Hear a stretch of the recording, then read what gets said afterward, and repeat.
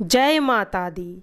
प्रिय भक्तजनों, आज हम दुर्गा सप्तशती का तीसरा और चौथे अध्याय का पाठ करेंगे और उससे पहले सुनेंगे श्री अगरला स्तोत्र। माता रानी का आशीर्वाद आप सभी पर बना रहे। प्रिय भक्तजनों, आपसे नम्र निवेदन है कि कथाओं को पूरा जरूर सुनिएगा, तभी आपको इन कथाओं का फल प्राप्त होगा। माता रानी आप सभी की इच्छाओं को पूरी करे। श्री मार्कंडेय जी ने कहा, जयंती मंगला काली भद्रकाली कपालिनी दुर्गा शिवा दात्री स्वाहा और सौधा आदि देवियों को मैं नमस्कार करता हूँ। हे चामुंडाए देवी, समस्त प्राणियों के दुखों को दूर करने वाली देवी, आपकी जय हो।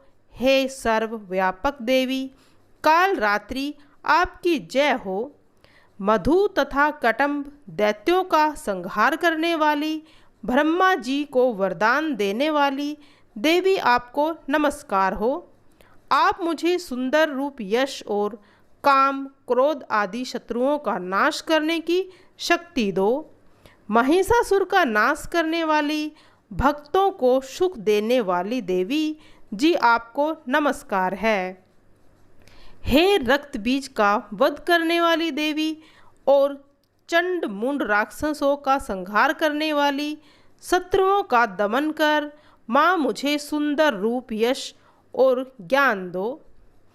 तुम सब शत्रुओं का नाश करने वाली हो। जो मुझसे बैर रखते हैं उनका भी नाश करो। मुझे अधिक बल प्रदान करो और रूप, जय, यश दो। हे देवी, मुझे उत्तम संपत्ति प्रदान करो। अपने भक्तों को विद्वान, कीर्तिवान और लक्ष्मीवान बनाओ और उन्हें रूप, जय, यश दो और उनके शत्रुओं का नाश करो। हे प्रचंड दैत्यों के अभिमान को नष्ट करने वाली चंडी, मुझे शरणागत को रूप दो, जय दो, यश दो और मेरे शत्रुओं का नाश करो। आप मुझे वह पत्नी प्रदान करें जो मेरी इच्छाओं को अनुकूल हो और संसार रूपी समुद्र से तारने वाली हो तथा श्रेष्ठ कुल से उत्पन्न हो। जो मनुष्य इस स्तोत्र का पाठ करके ही महास्तोत्र कीलक का पाठ करता है, वह सप्तशती के पाठ जाप से मिलने वाले वर एवं श्रेष्ठ संपत्ति के फल को प्राप्त करता है। प्रिय भक्तजनों, अब शुरू करेंगे तीसरा अध्याय। महिषासुर का वध। महर्षि बोले, महिषासुर के सेनापति चिक्षुर ने जब देखा उसकी सेना तो बराबर नष्ट हो रही है, तो उसे बहुत क्रोध आया और वह स्वयं ही अंबिका के साथ युद्ध करने लगा। उसने युद्ध में जाकर देवी जी पर इस प्रकार बाणों की वर्षा की, जैसे सुमेर पर्वत की चोटी पर मेघ जलधारा बरसा रहा हो। उसी समय देवी ने उसके बाणों के समूह को शीघ्र काट दिया। फिर बाण वर्षा द्वारा उसके सारथी एवं घोड़ों को मार डाला। फिर शीघ्र ही उसका धनुष और लहराती हुई ध्वजा को काट गिराया। जब उसका धनुष कट गया, तब अपने बाणों से उसके अंग अंग को भींद डाला। सारथी, घोड़े एवं धनुष के नष्ट हो जाने पर वह असुर बिना रथ के पैदल ही तलवार ढाल लेकर देवी की ओर दौड़ा और उसने तलवार से सिंह पर प्रहार किया और देवी जी की बाएं भुजा पर बड़े जोर से चोट की। हे राजन, जो ही तलवार देवी के भुजा पर आके लगी, वह उसी समय टूट गई। फिर तो असुर ने क्रोध से आंखें लाल करके हाथ में त्रिशूल ले लिया। महाकाली जी पर उस दैत्य ने वह त्रिशूल चला दिया। लगते ही वह त्रिशूल इस प्रकार चमका जैसे आकाश में सूर्य आकर गिर रहा हो। जो ही देवी जी ने उस त्रिशूल को अपनी ओर आते देखा, त्यों ही अपना त्रिशूल चला दिया, जिससे उसके त्रिशूल के टुकड़े टुकड़े हो गए। और उसी समय उस महादैत्य चिक्षुर के प्राण निकल गए। जब महिषासुर ने देखा कि उसका बलवान सेनापति मारा गया है, तो उसी समय देवी शत्रु चामर हाथी पर सवार होकर आ गया। उसने आते ही अंबिका देवी पर शक्ति का प्रहार किया, परंतु देवी जी ने अपने हुंकार से ही उसे मारकर निस्तेज कर दिया और पृथ्वी पर गिरा दिया। अपनी शक्ति को विफल देखकर चामर को बहुत क्रोध आ गया और उसने अपना त्रिशूल चला दिया। देवी जी ने अपने बाणों द्वारा त्रिशूल के टुकड़े टुकड़े कर दिए।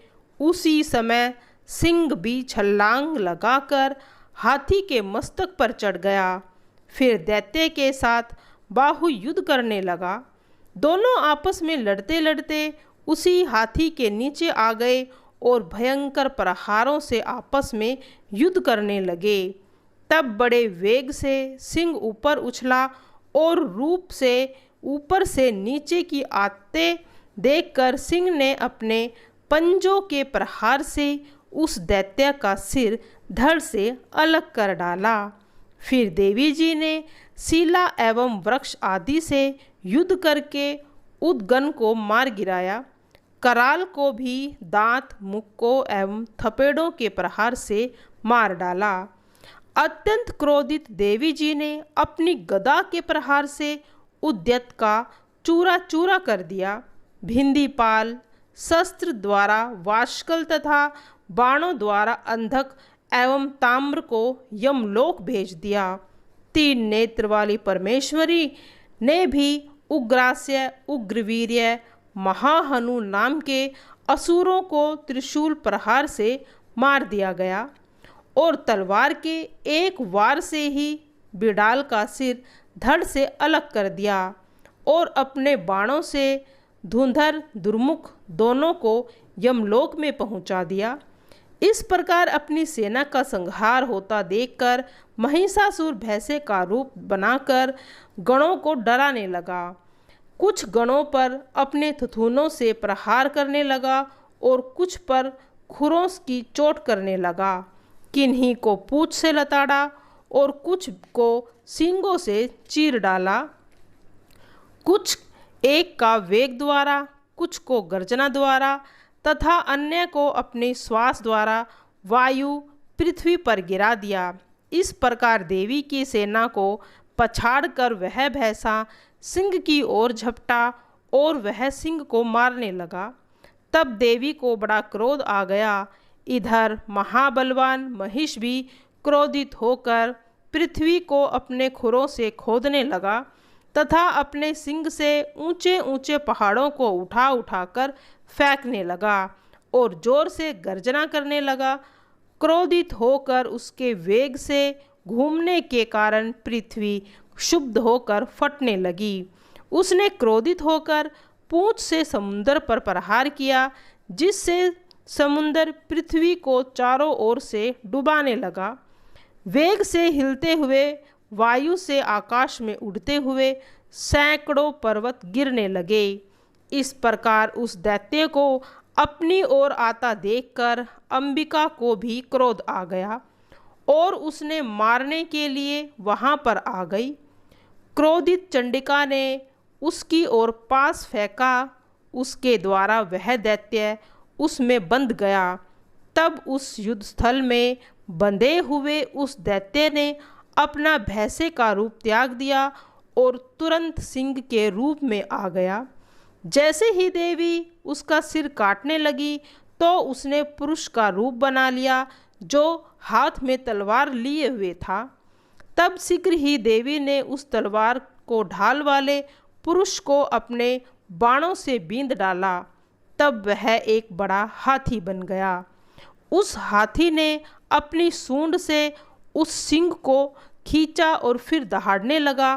खींचते समय हाथी ने देवी ने अपनी तलवार से उसकी सूंड को काट डाला। फिर वह राक्षस भैंसे के रूप में आ गया। इसी प्रकार वह समस्त संसार को सताने लग गया। उस समय क्रोध से भरी हुई जगत माता चंडिका मधुपान करने लगी और लाल लाल नेत्र करके हंसने लगी। वह राक्षस अपने बल पराक्रम के घमंड में पागल होकर गर्जना करने लगा तथा अपने सींगों से पहाड़ों को उठा उठा कर देवी जी पर फेंकने लगा था।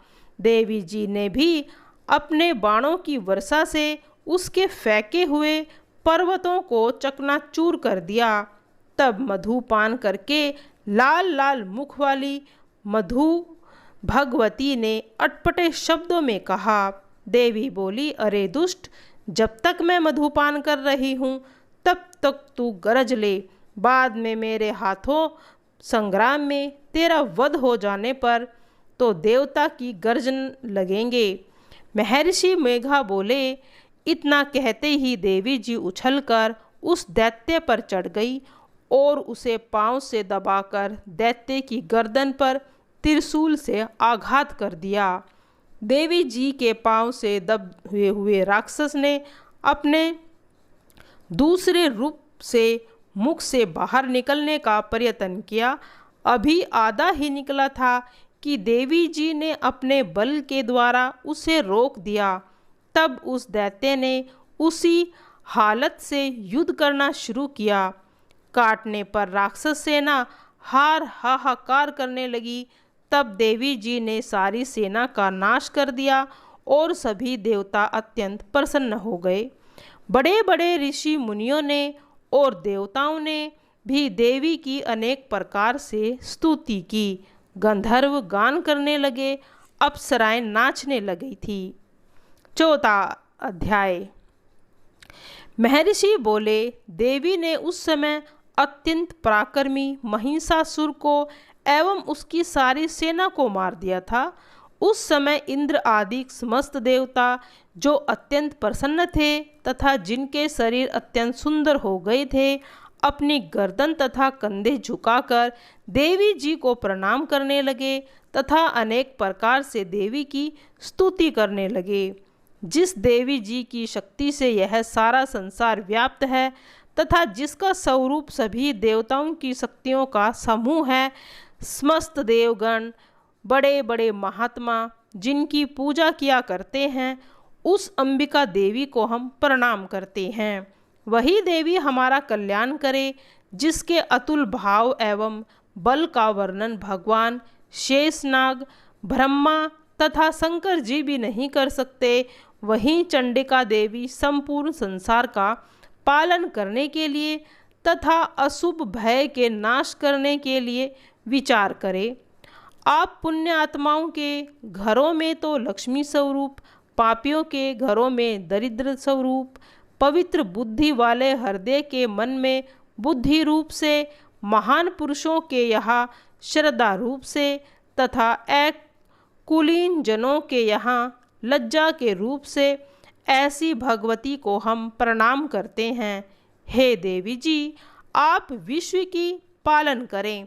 हे अंबिके, आपके इस अचिंतनीय रूप का एवं राक्षसों के नाश करने वाले आपके अपार बल का एवं देवता तथा असुरों के सामने युद्ध किए गए आपके अद्भुत चरित्रों का हम किस प्रकार से वर्णन कर सकते हैं।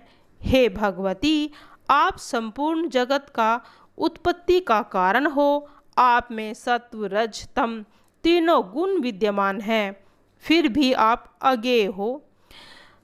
सांसारिक माया जाल में हमें लोग आपको नहीं जान सकते। आपका पार भगवान विष्णु तथा देवता आदि भी नहीं पा सकते। आप आश्रय रूप हो और संपूर्ण जगत आपका ही अंश है, क्योंकि आप आदिभूत प्रकृति हो। हे देवी जी, आपके नाम के उच्चारण करने से भी देवता तृप्त हो जाते हैं।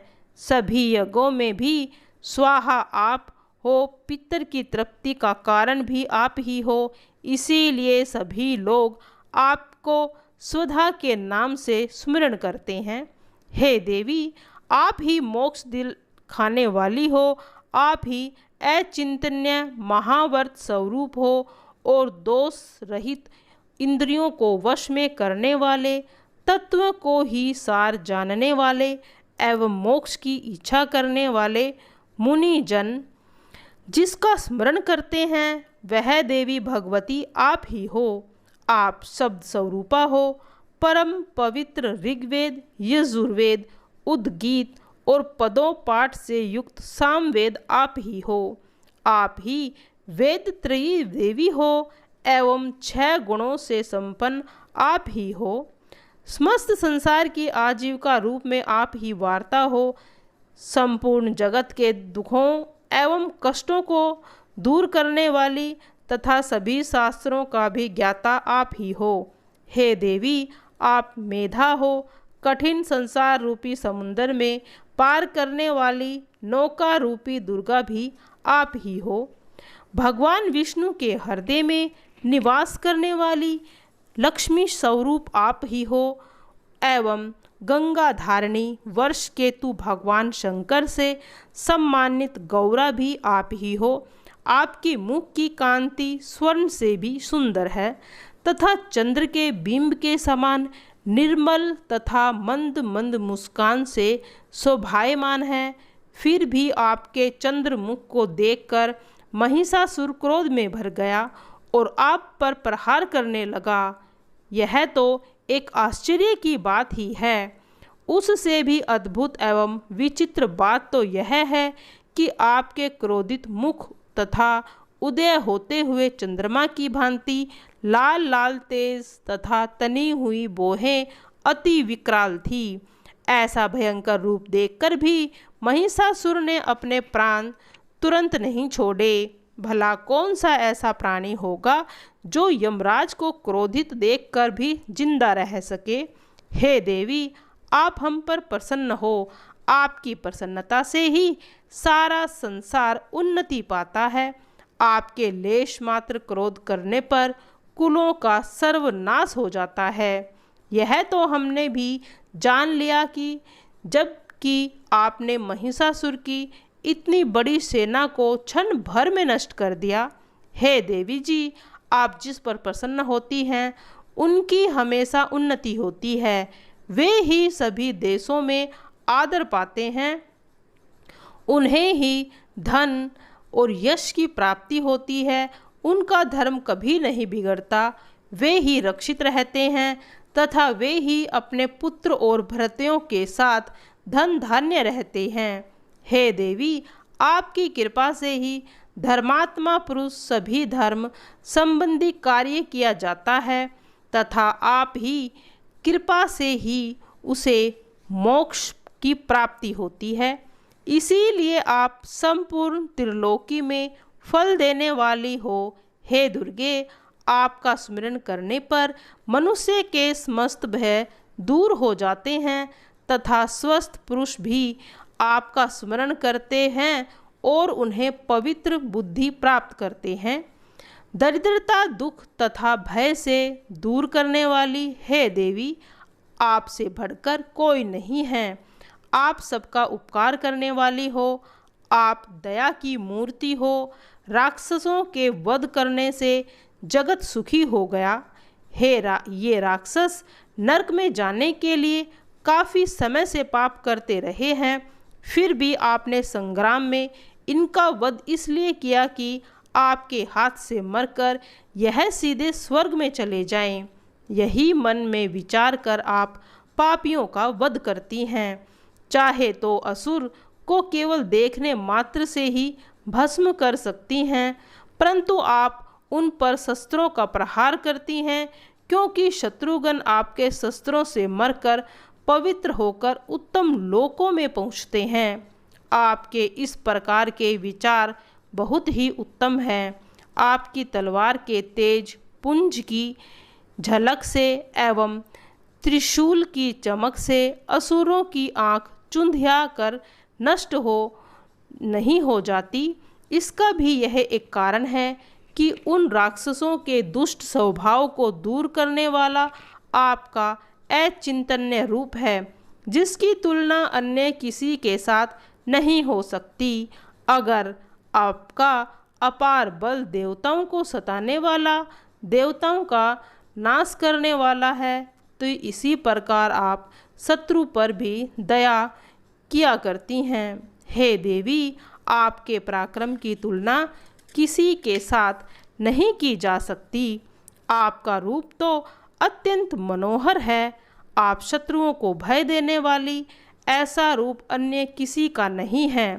आपके चित्त में तो कृपा, युद्ध में कठोरता और यह दोनों गुण समान रूप से आपके सिवाय त्रिलोक भर में किसी के पास दिखाई नहीं देते।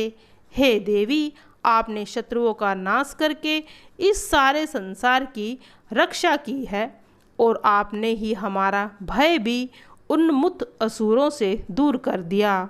हे देवी, आपको सत सत नमस्कार। हे माँ, आप हमारी शूल से रक्षा करो। हे अंबिके, आप खड्ग द्वारी हमारी रक्षा करो।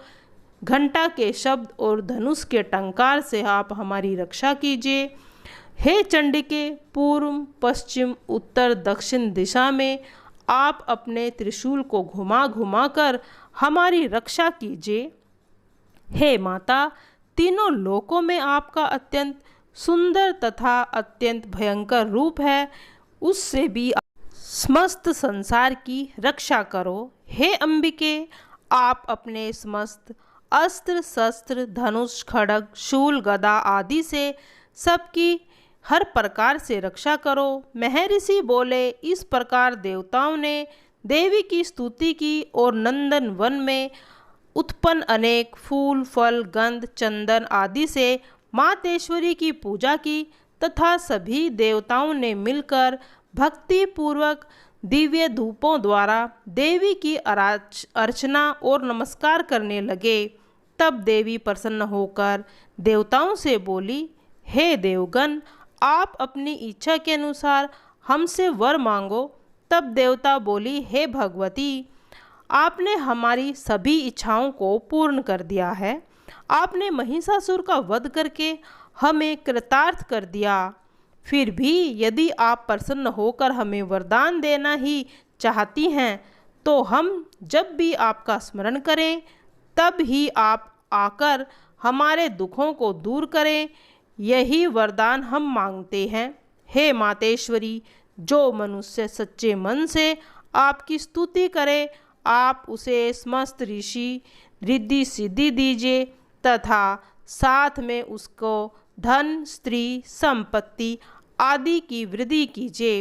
हे जगत जननी माँ, आप हम पर प्रसन्न रहिए। महर्षि बोले, हे राजन, जब देवताओं ने अपने संसार के उद्धार के लिए इस प्रकार का वर मांगा, तब उन्हें तथास्तु कहकर महाकाली अंतर्ध्यान हो गई।